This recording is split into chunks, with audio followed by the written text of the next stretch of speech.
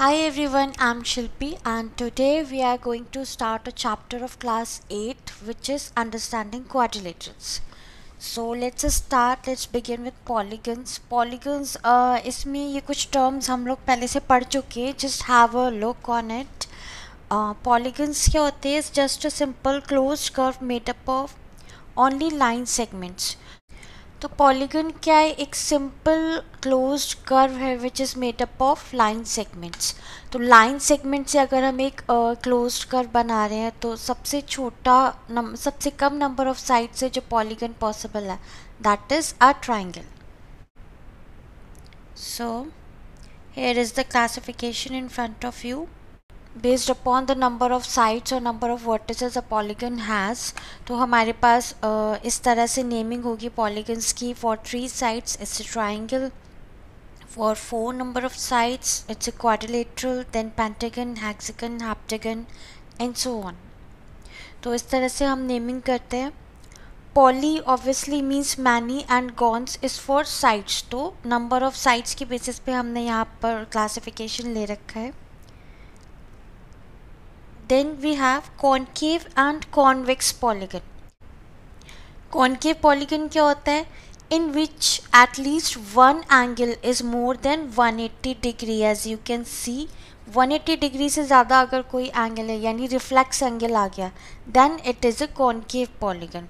तो as you can see here यहाँ पर ये जो एंगल है एंगल सी इस पॉलीगन के अंदर, this is obviously a reflex angle, it is greater than 180, so it is a concave polygon. Then convex polygon in which each angle is less than 180, यानी कोई भी एंगल रिफ्लेक्स नहीं होगा, right? तो इस तरह के एंगल्स को हम बोलते हैं कॉन्वेक्स पॉलीगन. यहाँ पे सारे एंगल्स देख रहे हो, these all are less than 180 degrees, so it's a convex polygon. Then regular and irregular polygons. Regular polygons क्या होते हैं? जिस पॉलीगन्स की सारी साइड्स इक्वल हो और सारे एंगल्स इक्वल हो. So the polygon whose all sides and all angles are equal is called a regular polygon. तो अगर मैं स्क्वायर की बात करूँ, square is also a polygon, but in square all the sides are equal and all the angles are equal, each is equals to 90 degree, right? है ना? तो square क्या हो गया? एक रेगुलर पॉलीगन हो गया. Triangle, equilateral triangle is also a regular polygon. इस तरह से आप बोल सकते हो कि कोई भी पॉलीगन रेगुलर है या नहीं है based upon whether its sides and all the angles are equal और नॉट. तो अगर किसी पॉलीगन में साइड्स इक्वल नहीं है, सारी की सारी साइड्स इक्वल नहीं आ रही हैं या सारे एंगल्स इक्वल नहीं आ रहे हैं, then that polygon is irregular. Obviously जो रेगुलर नहीं है that one is the irregular. Like rectangle, rhombus. Rectangle में क्या है? सारे एंगल्स तो इक्वल है, 90 डिग्री है, बट क्या सारी साइड्स इक्वल होती है रेक्टेंगल की? नो, ऑपोजिट साइड्स इक्वल होती है ना. So rectangle is irregular polygon. Now अब कुछ ऑब्जर्वेशंस की गई थी, उन ऑब्जर्वेशंस के बिहाफ पे कुछ की पॉइंट्स, कुछ फॉर्मूले बनाए गए हैं. so these we have to use in the questions in the exercise. इनको हम एज अ फॉर्मूला यूज़ करते हैं डायरेक्टली दिस रिजल्ट्स को. like here it's for a regular polygon of n sides each exterior angle. चलो अगर मैं simplest और regular polygon की बात करूँ, ठीक है, सपोज इक्विलेटरल ट्राइंगल. तो अगर मैं ट्राइंगल की बात करूँ, दिस इज़ अ ट्राइंगल, ठीक है. एक्सटीरियर एंगल की बात कर रहे हैं ये लोग. तो अगर मैं इसके सारे एक्सटीरियर एंगल बना दूँ इसको प्रोड्यूस करके, ओके, ईच एक्सटीरियर एंगल, सारे एक्सटीरियर एंगल्स की बात कर रहे हैं. यहाँ पे एक्सटीरियर एंगल्स क्या हो गए? This one and this one, यही होते हैं ना एक्सटीरियर एंगल्स. तो अब अगर इसके सम की मैं बात करूँ, ये वाला पूरा एक्सटीरियर एंगल ये कैसे बन रहा है? It's like this. Then this exterior angle, सारे सबको मैं ऐड कर रही हूँ, एंड दिस वन, ये वाला यहाँ फिट हो जाएगा. So you can see it is forming a complete angle and a complete angle is of 360 degree. तो सारे एक्सटीरियर एंगल्स का सम कितना हो गया? एक्सटीरियर एंगल्स का सम हो गया 360 डिग्री। तो सारे एक्सटीरियर एंगल्स यहाँ इक्वल होंगे, ठीक है, रेगुलर है तो ईच एक्सटीरियर एंगल कितना हो जाएगा? 360 अपॉन कितने एंगल्स हैं? जितनी साइड्स है, दैट इज n, तो 360 अपॉन n। ये हमारा यहाँ पर ये रिजल्ट आ गया that each exterior angle is 360 upon n। तो अब ईच इंटीरियर एंगल कितना होगा? अब यहाँ पर देखो, ये एक्सटीरियर एंगल कोई भी एक ले लेती हूँ मैं, दिस इज 360 अपॉन n, ठीक है, और ये इंटीरियर एंगल हो गया।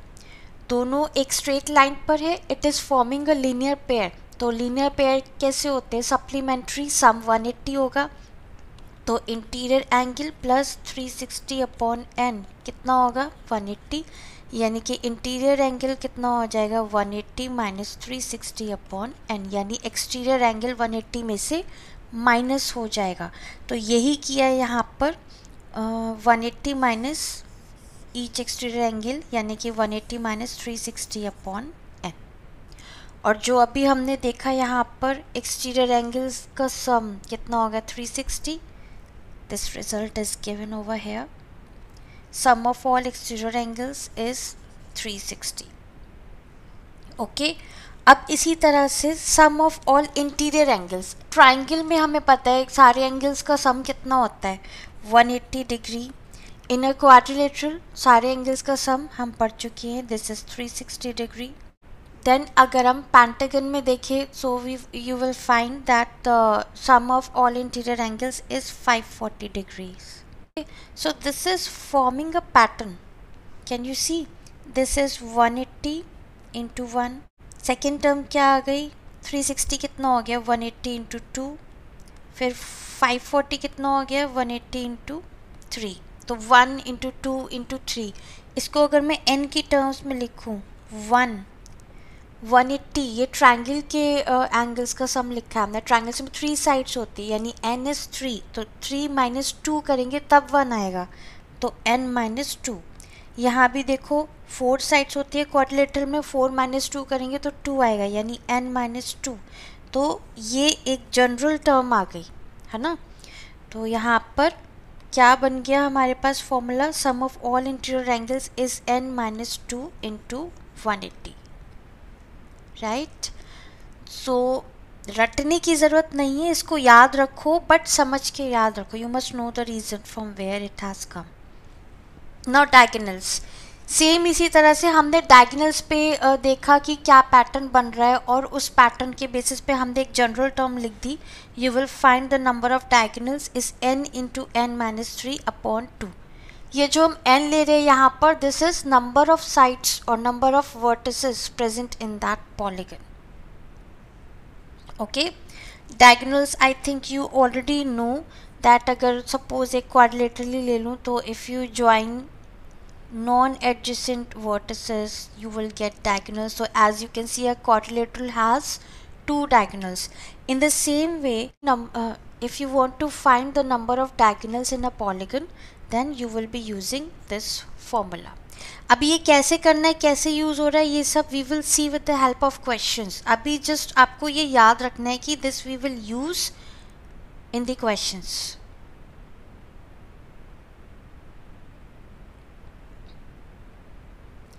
Now interior angle sum property हम ये पहले से भी पढ़ चुके हैं, just have a look. For the quadrilaterals के लिए ही ये रिजल्ट दे रखा है that sum of all interior angles of a quadrilateral is 360। इसको हम कैसे प्रूव करेंगे? एज यू कैन सी, तो हमें यहाँ पे एक क्वाड्रिलेटरल दे रखा है, इसका हमने डायगोनल एक बना लिया AC को ज्वाइन करके। अब यहाँ पे जो एंगल्स फॉर्म हो रहे हैं, इसको मैंने एंगल्स को नेम दे दिया, 1 2 3 4 5 एंड 6, ठीक है। अब ट्रायंगल ADC में, इस वाले ट्रायंगल में सारे एंगल्स का सम कितना होगा? 180 प्रॉपर्टी होती है ट्रायंगल की। So angle 1 plus angle 2 plus angle 3 is equals to 180 degree.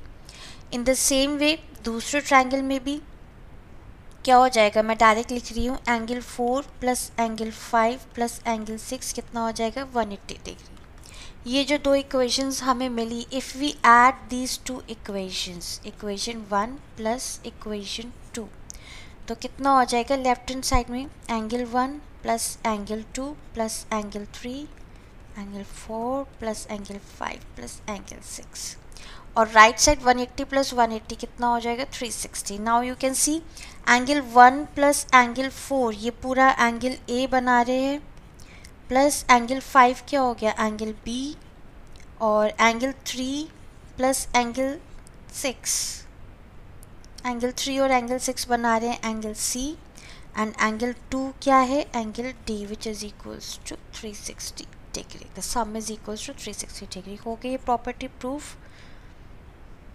So now let's come to the questions. अब जो कुछ भी अभी हम देख रहे थे कि कैसे ईच एक्सटीरियर एंगल निकालेंगे, इंटीरियर एंगल निकालेंगे, सम ऑफ एंगल्स निकालेंगे, तो now we will discuss some question based upon these results.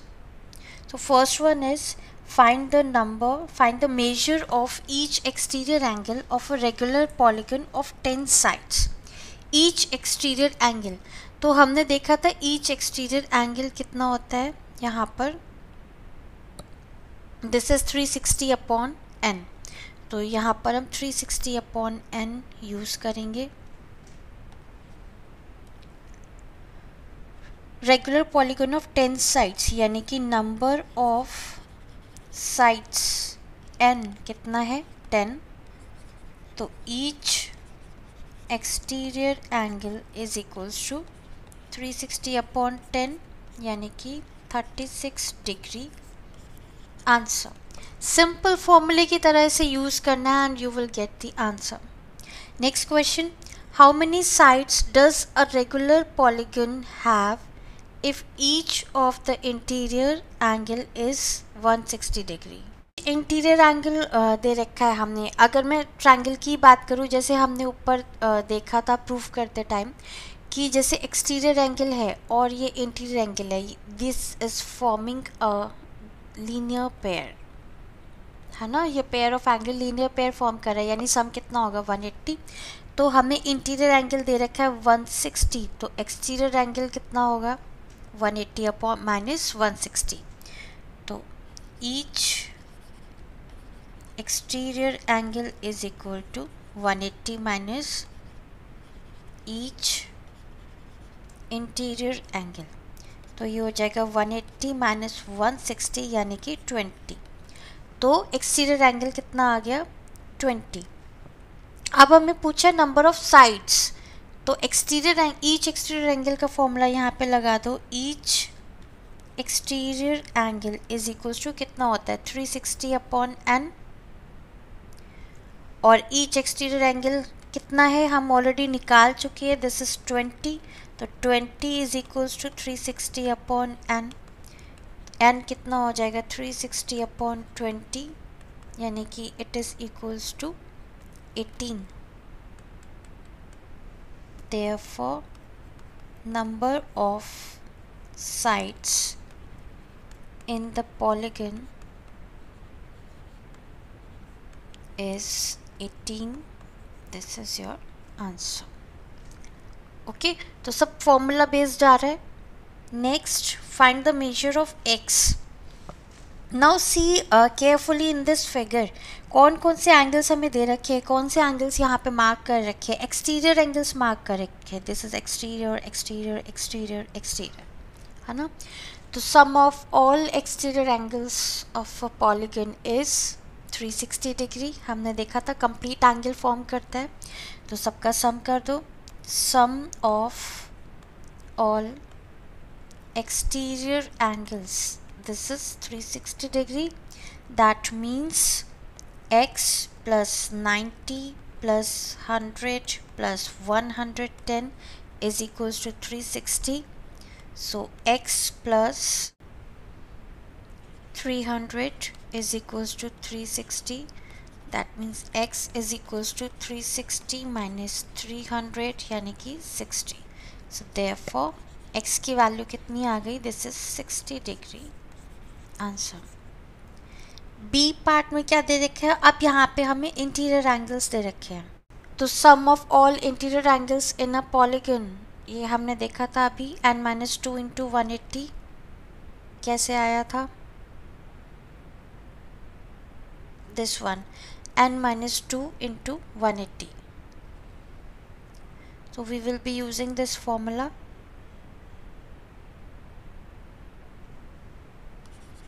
Sum of all interior angles is equals to n-2 into 180. आप डायरेक्ट 360 भी लिख सकते हो क्योंकि इस केस में हमें दिख रहा है ये क्वाड्रिलेटरल है, तो ये आ जाएगा 4 - 2 इंटू 180 यानी 2 इंटू 180 दैट इज 360. ठीक है, एंड सारे एंगल्स क्या है, x प्लस 90 प्लस 90 प्लस 50, तो ये हो गया x plus 230 is equals to 360. x is equals to 360 minus 230, so this is 130. Therefore x is equals to 130 degrees. Answer. Okay, next one.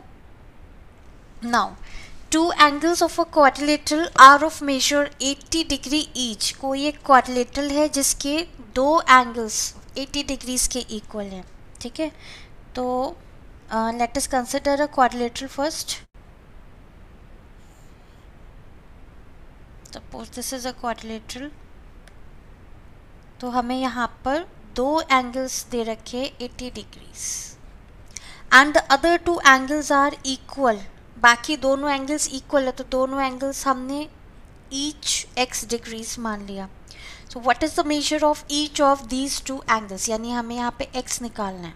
So let the other two angles be x degrees each. ठीक है, now sum of all angles of a quadrilateral is 360. तो sum of all angles of a quadrilateral is equals to 360. angles क्या हैं, x plus 80 plus 80 is equals to 360. So we have 2x plus 160 is equals to 360.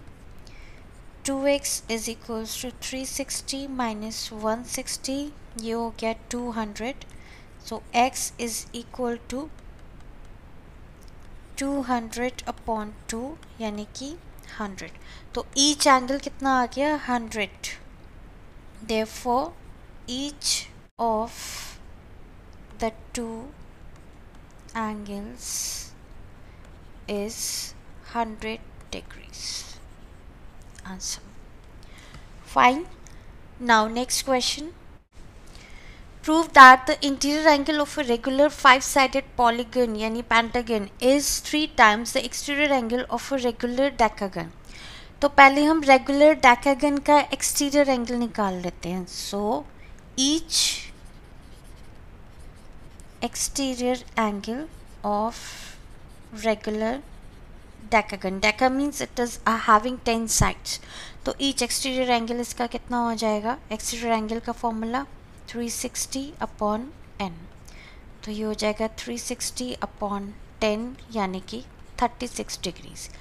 अब दूसरा क्या है, prove that the interior angle of a regular pentagon, तो each interior angle of a regular pentagon using the formula it is 180 minus 360 upon n, तो ये हो जाएगा 180 minus n, यहाँ पे कितना है 5, so it is 180 minus 72, so this is 108.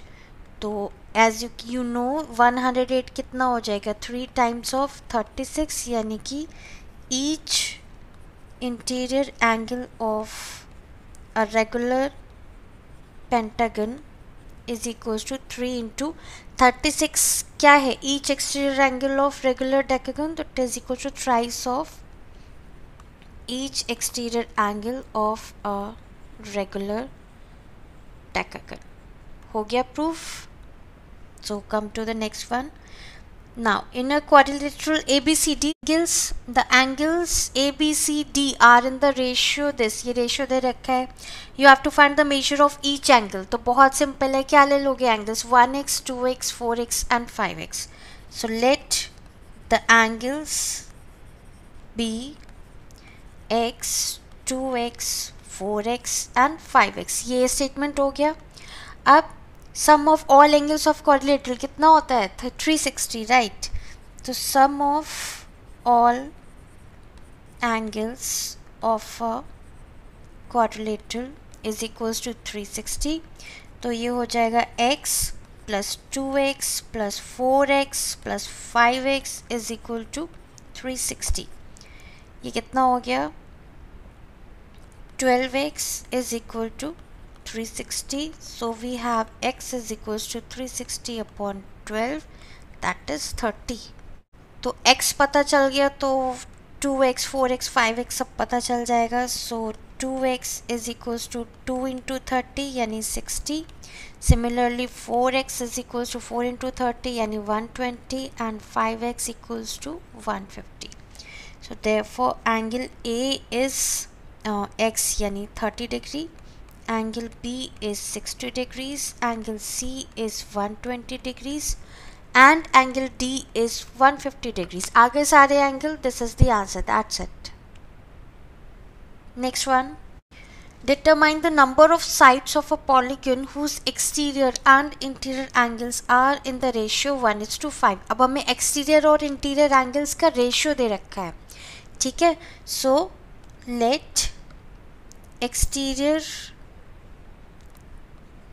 angle be x according to the ratio we are taking and each interior angle be 5x. ये भी each exterior angle and each interior angle, ठीक है. इसका हमें रेशियो दे रखा था तो ratio के बेसिस पे हमने ले लिए एंगल्स x एंड 5x.